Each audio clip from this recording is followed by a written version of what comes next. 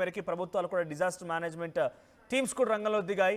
So 14 వరకు కూడా భారీ వర్షాలు కురిసే అవకాశం ఉందట. కోస్తా రాయలసీమలోని పలు చోట్ల పెద్ద ఎత్తున పిడుగులతో కూడిన వర్షాలు కురిసే అవకాశం ఉన్నట్టుగా వాతావరణ శాఖ చెప్తోంది. సో దయచేసి మత్స్యకారులు ఎవరైనా కనుక ఉంటే వేటకు వెళ్ళడం ఆపేయండి దయచేసి. బికాజ్ అక్కడ హెచ్చరిక బోర్డు కూడా జారీ చేశారు, అక్కడ అమర్చారు. కానీ మీ ప్రాణాలు డెఫినెట్గా కొంత మీకు రక్షణ కావాలనుకుంటే ఇప్పుడు ఈ సమయాల్లో వెళ్ళడం మంచిది కాదు.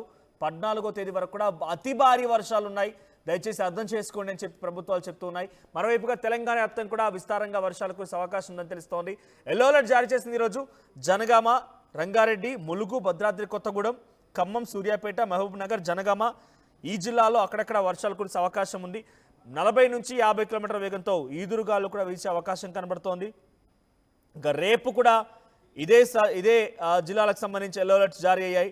సేమ్ నిర్మల్, నిజామాబాద్, జగిత్యాల, రాజన్న సిరిసిల్ల, ములుగు, భద్రాద్రి కొత్తగూడెం, ఖమ్మం, సిద్దిపేట, వికారాబాద్, సంగారెడ్డి, మెదక్, కామారెడ్డి, నాగర్ కర్నూలు జిల్లాలో భారీ వర్షాలు కురిసే అవకాశం ఉంది. 40 నుంచి 50 కిలోమీటర్ల వేగంతో ఈదురుగాల్లో కూడా వీచే అవకాశం కనబడుతోంది. ఇక హైదరాబాద్ విషయానికి వస్తే హైదరాబాద్లో ప్రస్తుతానికి ఇంకా ఒక ఆరెంజ్ అలర్ట్ కొనసాగుతోంది. హైదరాబాద్లో వివిధ ప్రాంతాల్లో నుంచి సిచ్యువేషన్ మనం విజువల్స్లో చూస్తున్నాం.